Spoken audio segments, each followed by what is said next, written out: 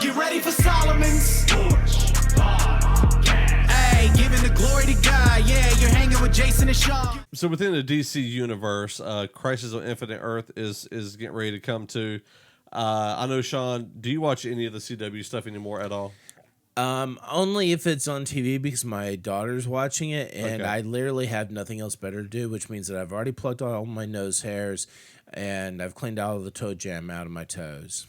So in this, I got to be desperate. In this huge crossover event, this is going to be kind of the end game of the CW shows. Anyway, it's going to be the end of Arrow. The last episode of Arrow is going to, or the series finale is going to happen within this event. But the interesting thing is all the different Batman connections they're tying into this. Kevin Conroy, the animated Batman actor, is actually live action going to be in this series. Oh, that's or in this crossover. So that's huge. He's got like a scruffy looking beard. He's an older, gentleman. So I think he's in his like 60s in real life. Mm-hmm. So he's looking about that age. So he's probably just going to be an older version of Batman. But Michael Keaton's Batman is actually canon on one of the Earths in CW now. There's a newspaper that has like the Wayne Tech something kind of deal closes, and it's got it talks about Bruce Wayne, and it's got Michael Keaton's 89 Batman photo in it. Really? Okay. So that's pretty cool. Okay. There's a lot of different Batmans who were kind of tied in there. A bunch of different things from the different renditions of Batman over the years are actually going to be into this. So if you're a huge Batman fan, this is going to have so many, Easter eggs that you're going to just want to watch it for days. But in terms of CW though, I did watch Batwoman. Yeah, so did I. Just real quick. Just straightforward. If you don't like the homosexual scene or or trans as a whole, or gender fluidity, you're not going to like it. The very first episode was very Batman heavy. It really was. The whole entire thing was filled with Batman, Bruce Wayne this, Bruce Wayne that. I'm sure they're going to ease off of that. Oh, yeah. But they have to do that in order to get people's attention. And then they draw away from him and push into her. That and to establish why we even need her. Exactly. And so, I don't know. I probably won't continue to watch it just because it's very drama, like Sean always says soap opera. Yeah, it's like comic book soap opera. Well, the other problem that I have is that like right now her suit is very basic.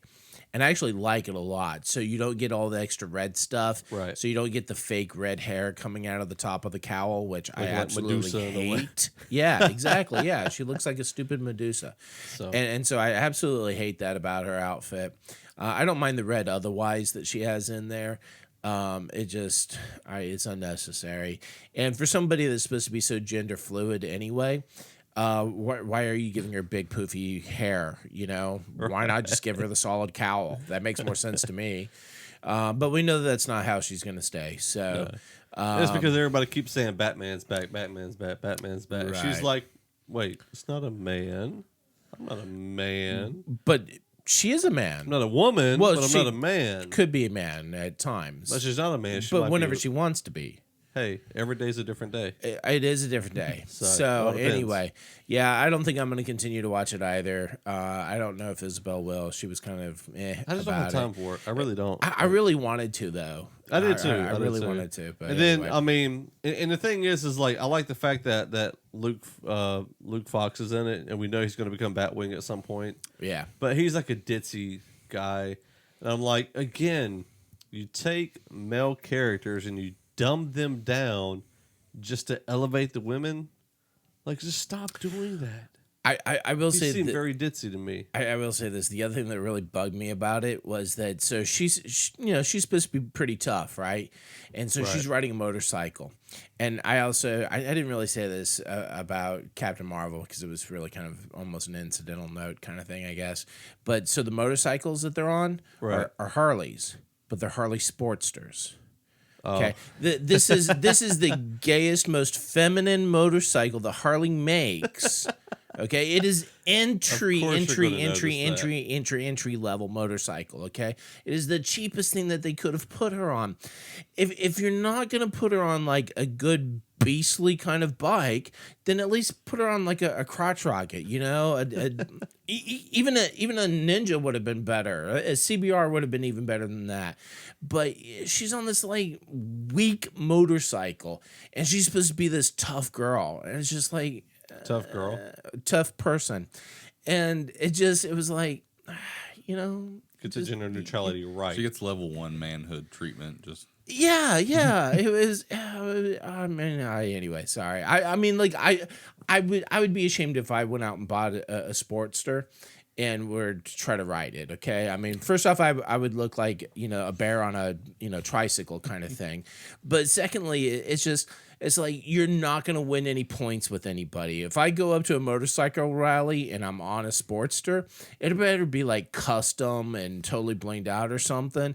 But if it's just like a stock bike, which is what hers was, I'm going to get laughed at. Ain't nobody looking at me. Nobody's going to take me serious. Anyway, it was weak. Gotcha. Also, within that crossover series, you're going to have multiple Supermen, including Brandon Ruth is going to be Superman, which, if you don't know, he was the Superman of Superman Returns, which was absolutely horrible film. Horrible, terrible, waste of your time and money. Buy it if you're a collector, but any other reason, don't buy it. Don't watch it. You're such a hater. It was terrible. That movie was absolutely You're such a hater. horrible. Superman Returns was terrible. You're such a hater. Terrible. I thought it was a good story. Terrible movie.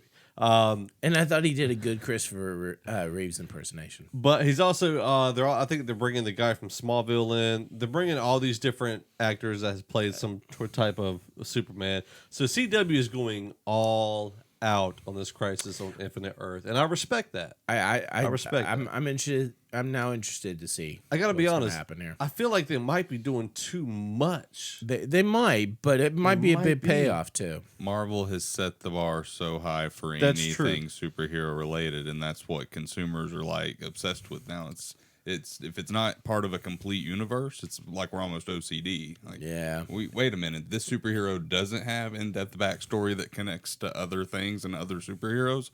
Do I want to waste my time with it? Good point. Good Well, point. and I'll say this: Arrow, the Arrowverse has done really well in having a overall story. I mean, Arrow started 2012, the MCU started 2008, really.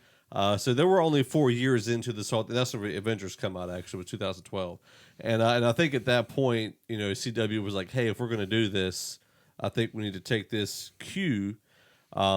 Which I mean, I think they've done well. I mean, all the shows haven't been great, but keeping them all somewhat relative to each other, it was good if you're a fan of the shows.